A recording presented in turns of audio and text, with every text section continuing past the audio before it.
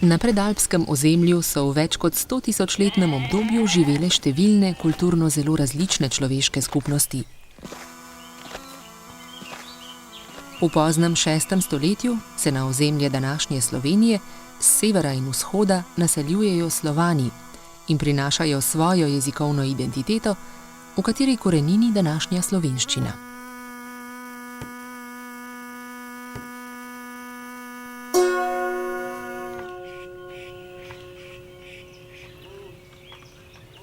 Preživljajo se največ s poljedelstvom in živinorejo. Pridelujejo zlasti razne žitarice, gojijo govedo, drobnico in svinje. Poznajo orno poljedelstvo. Kos zemlje 1 do 2 leti orjejo, sejejo in žanjejo, nato pa ga več let pustijo počivati. Kjer so njive že ustaljene, jih obdelujejo po dvopolnem sistemu. Izmenoma vsako leto preorjajo in z ozimnim žitom zasejejo le polovico njiv, druga polovica pa medtem počiva.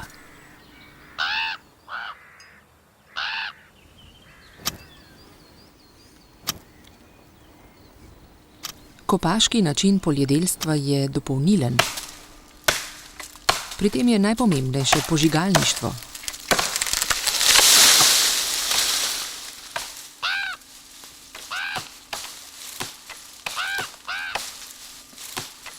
Posekajo gozd, ko je les suh, ga zažgejo in enakomerno raztrosijo pepel. Tako pognojeno zemljo prekopljajo in zasejejo. 2 leti rodi zelo obilno, nato pustijo, da na njej spet zraste goščava.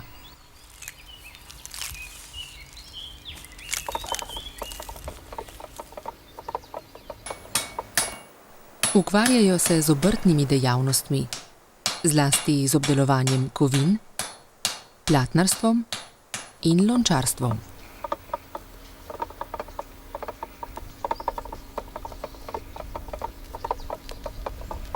Živijo v plemenskih in svobodnih vaških skupnostih, ki razpadajo ob uvajanju fevdalne družbe od 9. stoletja.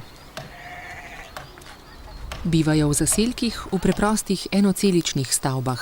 Pozimi se predvsem v delno vkopanih hišah grejejo ob pritlehnih pečeh ali ognjiščih. Največ jedo različne kaše, zlasti proseno. Pogosto trpijo zaradi pomanjkanja hrane.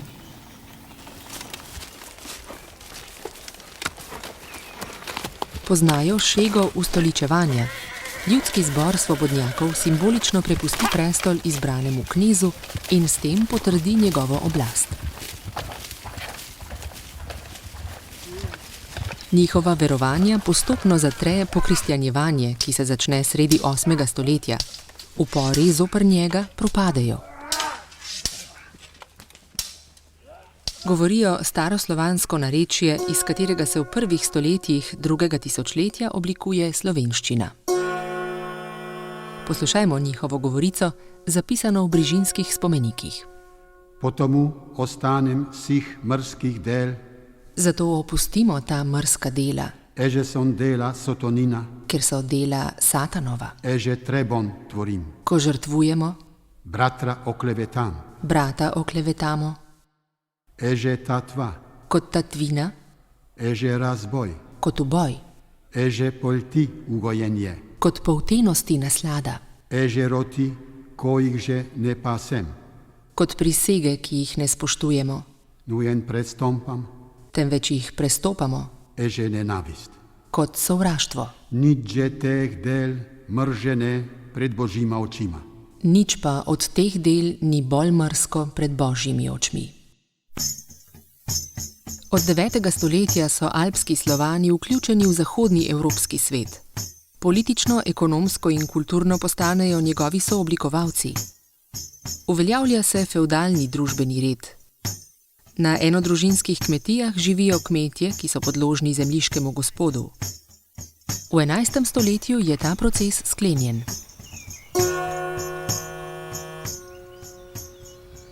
V načinu preživljanja postane zelo pomembna uvedba poljedelskega tripolnega sistema. Vaško-njivsko zemljišče je razdeljeno v 3 ločene dele. Na vsakem ima vsaka kmetija svoj delež. En del je posejan z jarim žitom, drugi z ozimnim žitom.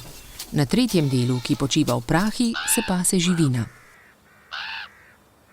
Naslednji leti se načini obdelave krožno premaknejo, v 4. letu je poljedelski krog spet na začetku. Takšno 3-letno vrstenje je v navadi vse do konca 18. stoletja.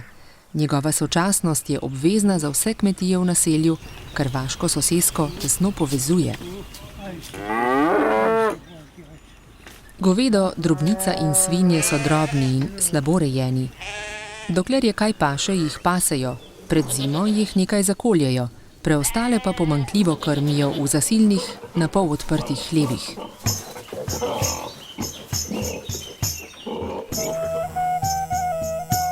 Med 12. in 15. stoletjem se videz kulturne pokrajine spremeni. Na naseljenih območjih so bili prej majhni zaselki, zdaj pa na naravno ali umetno zavarovanih krajih zidajo gradove, utrjena bivališča zemljiških gospodov ali njihovih upravnikov.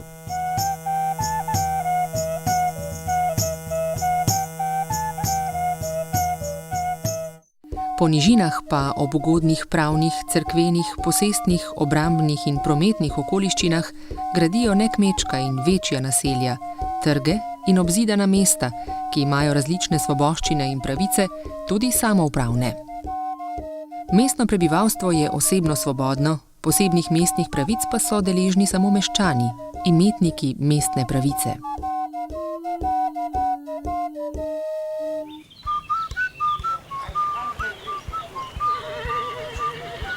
V mestih sta glavna načina preživljanja trgovina in obrt. Obrtniki izdelujejo kakovostne izdelke in ustvarjajo izjemno pomembno znanje, ki je še po več stoletjih temelj manufakturam in industriji. Številni so zlasti živilski, na primer mesarji in peki, oblačilni, na primer usnjarji, čevljarji, krznarji, tkavci in krojači, ter kovinski obrtniki, na primer kovači, žebljarji, iglarji.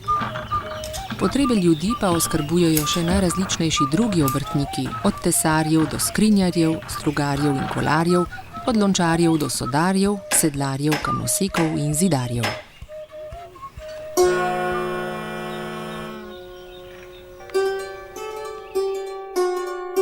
Pridobitve, ki so se v poznem srednjem veku utrdile med bogatimi plemiči in meščani, se širijo in razvijajo.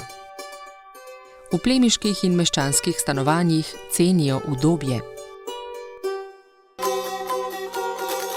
Tudi v nekaterih kmečkih hišah že postavljajo peči, ki pozimi ogrevajo nezakajene sobe. Te so včasih že opremljene z različnim pohištvom. Kuhinje pa so še vedno črne od saj in dima.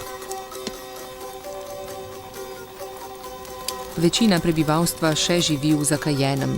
Če je v glavnem prostoru peč brez odvajanja dima, je to dimnica. Če je le odprto ognjišče, je to ognjenica. Glavno pohištvo sta klop in skrinja, najpogostejša notranja oprema pa lončeno in leseno posodje. Čeprav obseg kmečke trgovine in domačih obrtnih dejavnosti narašča, se položaj večinskega prebivalstva slabša, dajatve naraščajo in oblastniki posegajo v kmečke pravice. Posledici številnih slabih letin sta pomanjkanje in lakota. Kmečko prebivalstvo se zaveda vzrokov bede in se upira. Nastane več kot 150 uporov. Nekateri med njimi so množični.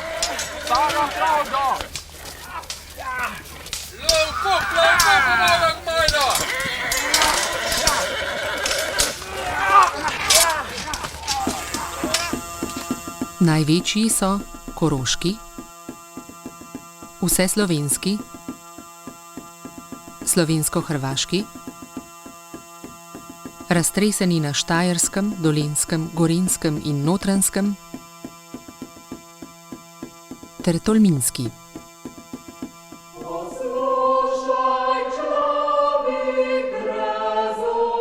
Leta 1550 izide Katekizem, prva slovenska knjiga. Primož Trubar zapiše v uvodu: Vsem Slovencom gnado, mir, milost in upravo spoznane Božje, skozi Jezusa Kristusa prosim.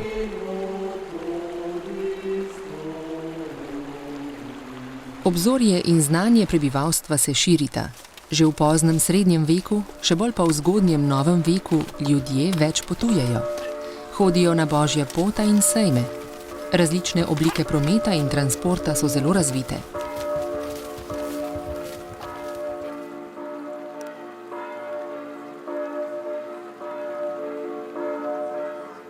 Način preživljanja ter druge življenjske oblike in kultura se nenehno spreminjajo, vendar vedno na temelju obstoječega. To, kar smo videli, se pozneje vsestransko in usodno spreminja zaradi agrarno-tehnične revolucije, ki se začne sredi 18. stoletja. Zlasti druga, industrijska revolucija, korenito spremeni življenje vseh ljudi od sredine 19. stoletja naprej.